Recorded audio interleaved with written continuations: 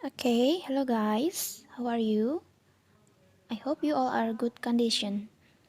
Okay, today we are going to learn about present perfect tense. Mari kita pelajari tentang present perfect tense. Apa itu present perfect tense? Present perfect tense adalah suatu rumus atau tenses yang digunakan untuk menyatakan suatu aktivitas yang sudah atau belum kita lakukan. Jadi misalkan kita akan menyatakan saya sudah makan atau saya belum makan.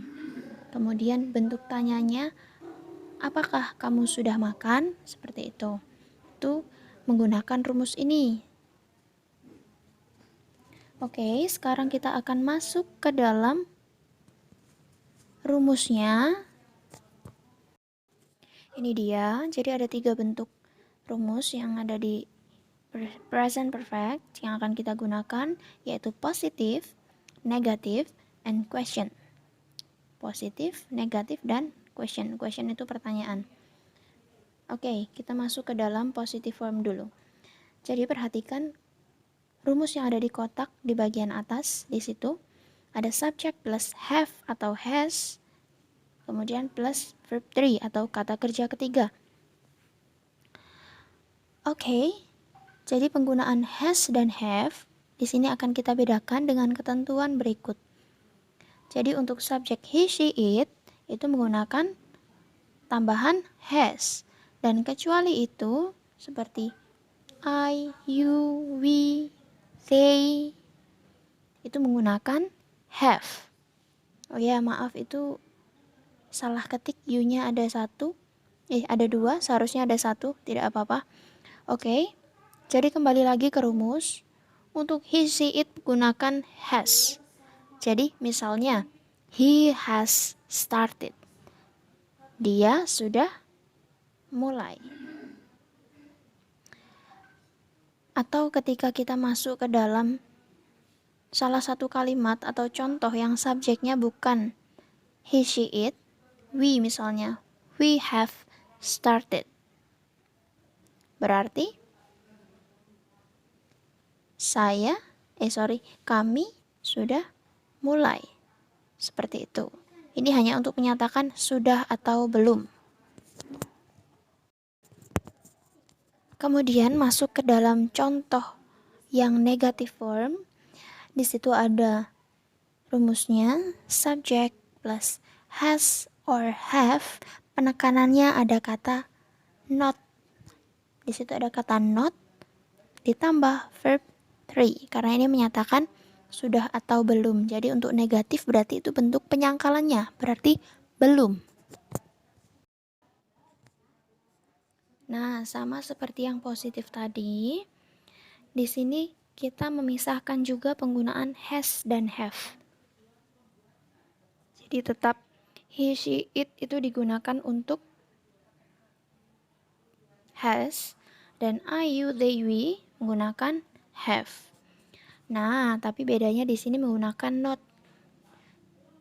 Jadi tidak hanya has kemudian kata kerja ketiga, di sini kita harus menggunakan has ditambah not, atau bisa disingkat hasn't.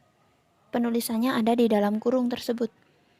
Nah, jadi kita baca salah satu ya, misalnya she has not started, artinya dia belum mulai. Lalu masuk ke contoh yang menggunakan have, kita pilih misalnya you. You have not started atau you haven't started, yang artinya kamu belum mulai. Seperti itu ya. Jadi ini beberapa contohnya, nanti tergantung subjek yang digunakan apa. Jadi misalnya nama itu kita analisis dulu apakah namanya laki-laki atau perempuan.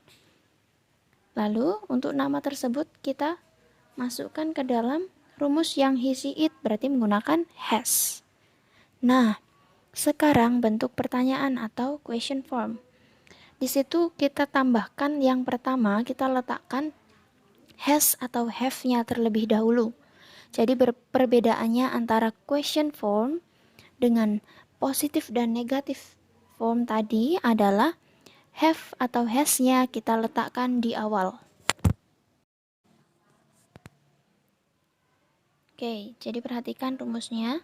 Has atau have terlebih dahulu, kemudian baru subjeknya. He atau she atau it atau you atau yang lainnya. Kemudian tetap tambahkan kata kerja ketiga atau verb 3. So, masuk ke dalam kalimatnya, misalnya has she started? Jangan lupa tambahkan tanda tanya di belakangnya.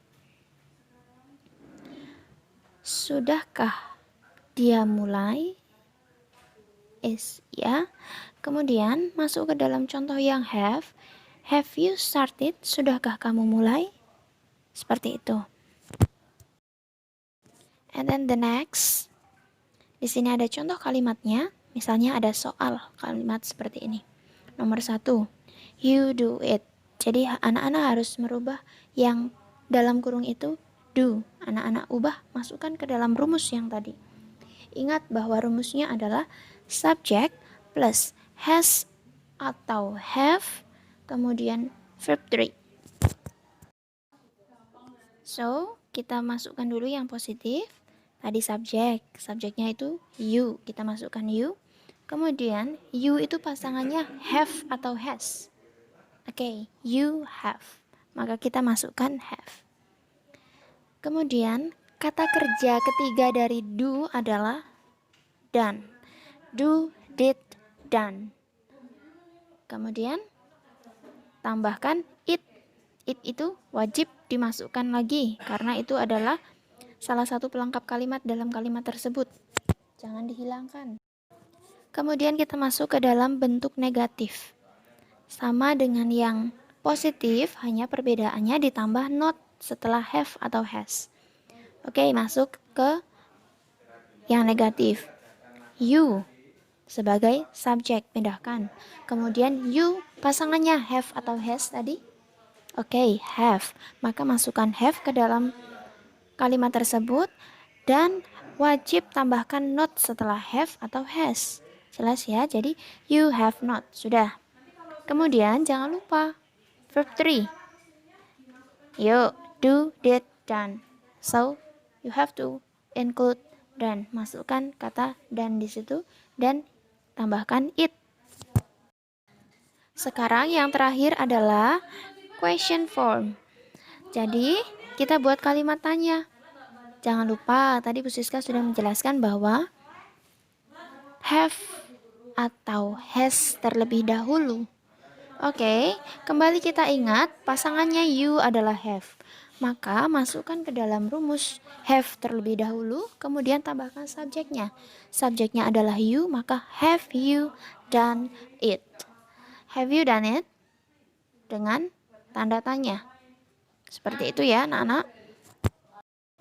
Oke, kita masuk ke dalam contoh yang kedua.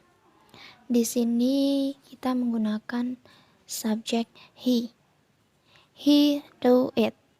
Masuk ke dalam contoh positifnya. Menjadi he has done it. Karena pasangannya he adalah has. Lalu masuk ke dalam kalimat negatifnya. He letakkan di awal sebagai subjek. Lalu pasangannya he adalah has. Masukkan has. He has, jangan lupa tambahkan not. Menjadi he has not done it. Next question. Jangan lupa letakkan has atau have di awal. Kita ingat kembali bahwa he adalah pasangannya has. Maka kita letakkan has, pilih has. Has he done it? Has he done it? Menjadi kalimat tanya.